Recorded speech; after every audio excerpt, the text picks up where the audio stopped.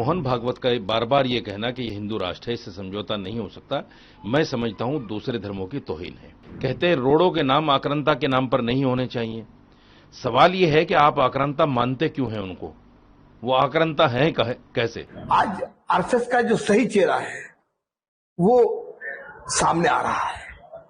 अब उन कट्टरपंथियों को और सियासी जमातों को तमाचे लग रहे हैं। आक्रांताओं के नाम पर हमारे देश के शहरों के नाम नहीं होने चाहिए। मैं उनकी इस बात से सम्मान करता हूं। यहां दलित, मुसलमान, सिख, ईसाई, बौद्ध, जैन और जितने भी धर्म हैं उनका कोई वजूद नहीं रहना चाहिए। ये बिल्कुल गलत है। ये देश कानून से चलता है, संविधान से चलता है, गीता से या कुरान से नहीं चलता। इसलिए मोहन भागवत का बार बार ये कहना कि ये हिंदू राष्ट्र है, इससे समझौता नहीं हो सकता, मैं समझता हूं दूसरे धर्मों की तौहीन है। मोहन भागवत कभी कभी कॉमन सिविल कोड का भी जिक्र करते हैं। अगर ये कॉमन सिविल कोड सिर्फ इसलिए है कि कानून सबके लिए बराबर हो, तो कानून तो सबके लिए बराबर है। रेप का कानून सबके लिए है, डकैती का कानून सबके लिए है, और जितने भी कानून हैं वो सबके लिए बराबर हैं। तो आप चाहते क्या हैं? अगर आप ये चाहते हैं कि मुसलमानों के पर्सनल लॉ खत्म हो जाए, सिखों के, बुद्धिस्टों के पर्सनल लॉ खत्म हो जाए, तो ऐसा कॉमन सिविल कोड हमें बिल्कुल मंजूर नहीं है। हम ऐसे एक सा सिविल कोड को नहीं मानते और मजबूती के साथ इसको कंडम करते हैं।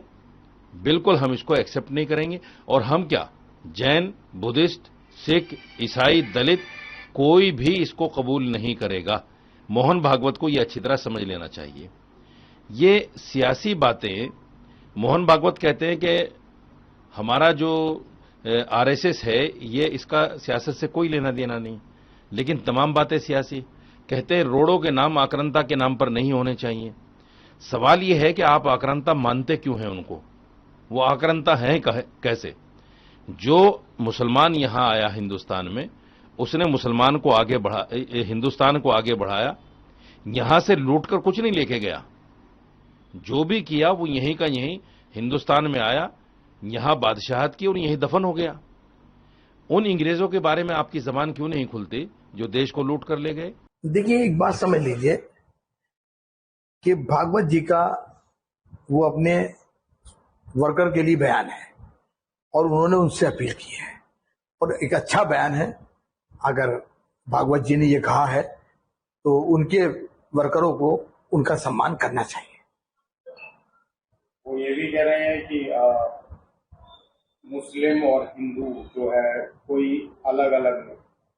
देखिए, भागवत जी का जो बयान आया है कि इस्लाम खत्म होने वाला नहीं है और इस्लाम का वो सम्मान करते हैं, और उन्होंने ये कहा है कि देश की मुख्य धारा हैं दोनों। आज तक कट्टरपंथियों ने और सियासी पार्टियों ने मुसलमान को आरएसएस कह के डराया है। आज आरएसएस का जो सही चेहरा है वो सामने आ रहा है। अब उन कट्टरपंथियों को और सियासी जमातों को तमाचे लग रहे हैं। दरअसल मैं तो मुसलमानों से ये कहता हूं कि जिससे आज तक तुम्हें डराया गया, एक बार उस धारा से जुड़ो तो सही। आप जब किसी के करीब ही जाएंगे तभी तो पता लगेगा कि हमारा दोस्त कौन है और दुश्मन कौन है। उन्होंने ये भी कहा कि हमारे शहरों के नाम और हमारे देश के नाम, मोहल्लों के नाम, मतलब मोहल्लों के नाम जो है वो शहीदों के ऊपर होने चाहिए। बहुत अच्छी बात है। बेशक आक्रांताओं के नाम पर हमारे देश के शहरों के नाम नहीं होने चाहिए। मैं उनकी इस बात से सम्मान करता हूं और साथ में एक अपील भी करता हूं, और वो अपील ये है कि हजरत इमाम हुसैन अली मकाम को हर हिंदू और मुसलमान चाहता है, सिख भी चाहता है, ईसाई भी चाहता है।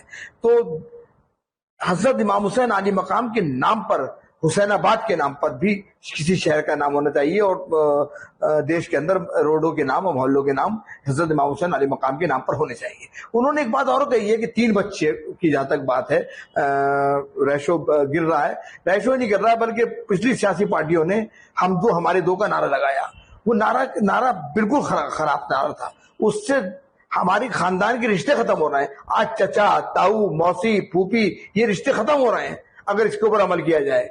मैं देश की सरकार से अपील करूंगा कि भागवत जी की इस बयान को संज्ञान लें और संज्ञान लेकर कम से कम 3 बच्चे का प्रावधान तो होना चाहिए सरकारी कर्मचारी के लिए, क्योंकि सरकारी ने ये कर रखा है कि 2 बच्चों से ज्यादा होते हैं तो बहुत से चीजों में उन्हें फायदे नहीं मिल पाते।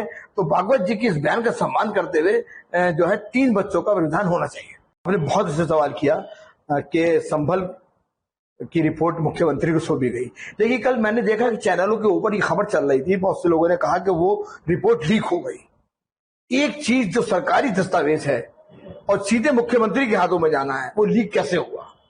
कौन शख्स है जो हमारे देश की कौमी एकता की जड़ों को खोखला करना चाहता है? भाई सरकार चाहती उसे आउट करती, सरकार चाहती नहीं करती, सरकार जो चाहेगी वो सरकार करेगी, सरकार को अधिकार है। लेकिन ये खबर चलाना कि वो खबर मतलब वो दस्तावेज लीक हो गए, अफसोस होता है, अफसोस होता है। और जहां तक देखिए, अगर हिंदू वहां पर कम हुए हैं तो ये भी हो सकता है, मैं मानता हूं, इस बात को भी मैं मानता हूं कि आदमी अपने कारोबार के लिए अपना शहर छोड़ सकता है।